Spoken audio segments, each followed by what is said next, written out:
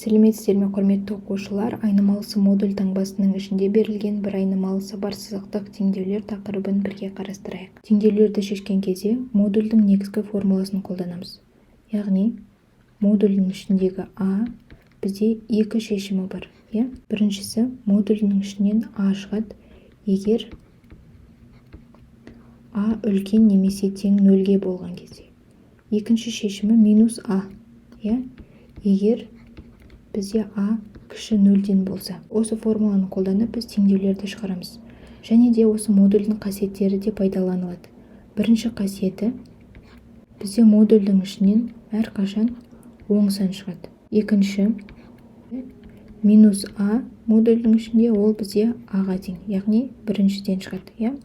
Үшінші қасиет, егер екі сан бір-біріне көбейтіліп тұратын болса, онда олардың жеке-жеке модульдарын көбейтсек болады. Төртінші дәл осы секілді бөлуге қатысты.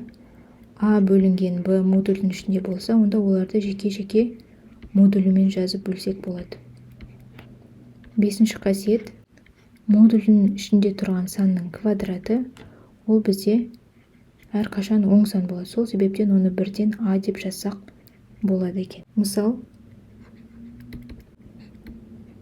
5х азайтылған 11 тең 4 деген мысалды қарастырайық. Бізде модульдің формуласы бойынша бізде екі шешім бар. 5х азайтылған 11 тең 4 деген, екіншісі 5х азайтылған 11 тең минус 4 деген. Енді осыны жеке-жеке шығарайық. 5х тең 4 қосылған 11, 5х тең 15, х тең 3, 15-ті 5-ке бөлеміз. Екінші, 5х тең минус 4 плюс 11, 5х тең 7-ге, х тең 7 бөлінген 5, яғни х тең 1,4. Сонда біз модульмен теңдеуді шешетін болсақ, екі шешім шығады. Бірінші шешім және екінші шешім. Тағы да бір мысал қарастырайық.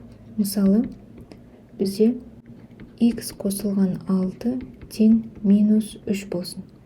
Бізде осылай болған кезде біз білеміз, модульдің ішіндегі сан үлкен немесе тең 0 деген қасиет бар.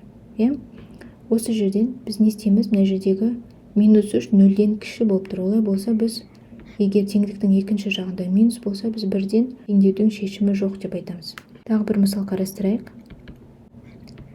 Х азайтылған 1,5 тең 3.